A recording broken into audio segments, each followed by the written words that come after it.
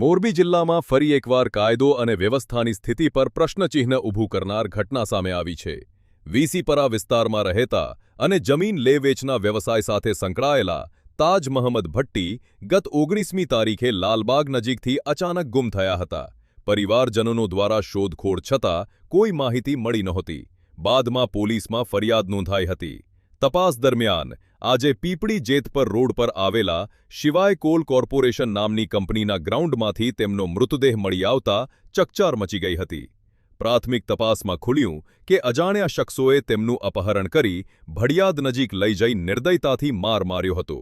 હત્યા બાદ પુરાવા નાશ કરવા મૃતદેહ સળગાવવાનો પ્રયાસ કરવામાં આવ્યો અને પછી ખાડો ખોદી દાટી તેના ઉપર આરસીસીનું ધાબુ બનાવી દેવામાં આવ્યું હતું. પોલીસે જેસીબી દ્વારા ધાબુ તોડી મૃતદેહના અવશેષ બહાર કાઢી ફોરેન્સિક તપાસ અને પોસ્ટમોર્ટમની કાર્યવાહી હાથ ધરી છે. પરિવારજનો દ્વારા જણાવાયેલા શંકાસ્પદ લોકોના આધારે પોલીસે વધુ તપાસ શરૂ કરી છે. બનાવે શહેરમાં ભય અને આક્રોશનું વાતાવરણ ઊભું કર્યું છે. મારું નામ મોવર અકબરભાઈ સાંગણભાઈ છે. હું મિયાણા સમાજનો પ્રમુખ છું.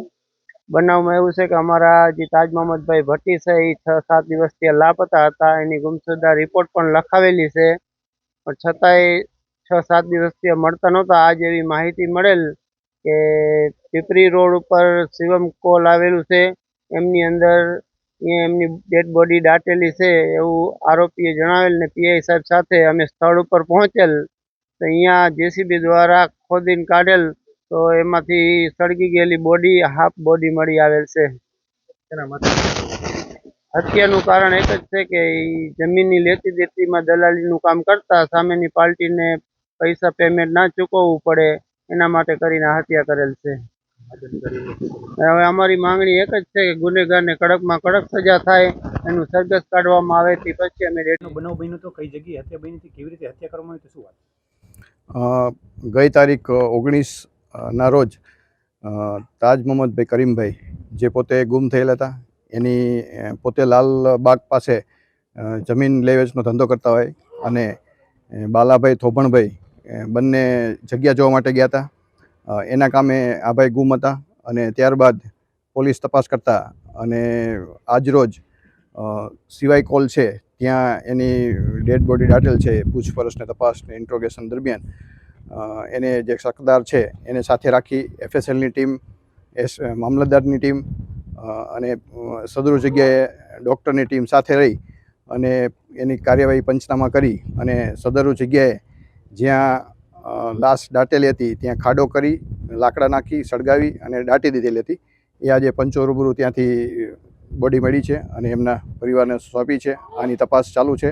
આમાં જે સંડોવાયેલ છે એ લોકો વિરુદ્ધમાં ગુનો દાખલ કરી અને આરોપીની ધરપકડ કરી અને આગળની તપાસ પીઆઈ પરમાર ચલાવી રહ્યા છે. હત્યા કરવામાં આવી હતી, શેનાથી હત્યા કરવામાં આવી હતી, કારણ શું હતું અને કેવી રીતના લાશને દાટવામાં આવી અને કયા પ્રકારે પછી એની ઉપર? આમાં પ્રાથમિક દ્રષ્ટિએ અત્યારે માહિતી છે મુજબ આ લોકોને જમીન લેવેચ બાબતે બંને વચ્ચે પૈસાની લેતી દેતી અને જે જમીન લીધી હતી તેમાં દસ્તાવેજ કરવાનો એ બાબતે હતી એમાં આ કામેના જે શકદાર છે એ પોતે લઈ જઈ અને એની સાથે મારકૂટ થઈ છે અને ત્યારબાદ એની સાથે અન્ય એ સમય ભેગા મળી અને એની લાશ છે એ આ સિવાય કોલ કરીને છે ત્યાં દાટી દીધેલી. પેલા ક્યાંક લઈ ગયા હતા ને માર માર્યો તો કઈ જગ્યાએ લઈ ગઈને માર માર્યો, શું કહ્યું? એની પોતે ત્યાંથી લાલબાગથી એની ગાડીમાં બેસી એની સાથે અન્ય આરોપીઓ સાથે રહી અને ભડિયાદ પાસે લઈ જઈ અને માર મારી પછી અહીં લાશને એની તપાસ ચાલુ છે અને એની ફરિયાદ લઈ અને આરોપીને અટક કરવાની કાર્યવાહી ચાલુ છે. એની પણ તપાસ ચાલુ છે. શું એમાં હથિયાર વપરાય છે, કયા કયા વાહનો વપરાયા છે અને આ પુરાવાનો નાશ કરવા માટે કોણ કોણ એમાં ઈસમો સંડોવાયેલ છે તમામ વિરુદ્ધમાં કાર્યવાહી ચાલુ છે. એની ડોક્યુમેન્ટેશન જોઈ અને તપાસ કરી અને ત્યારબાદ ખબર પડશે કોણ માલિકી છે, કઈ રીતના જગ્યા કોની છે.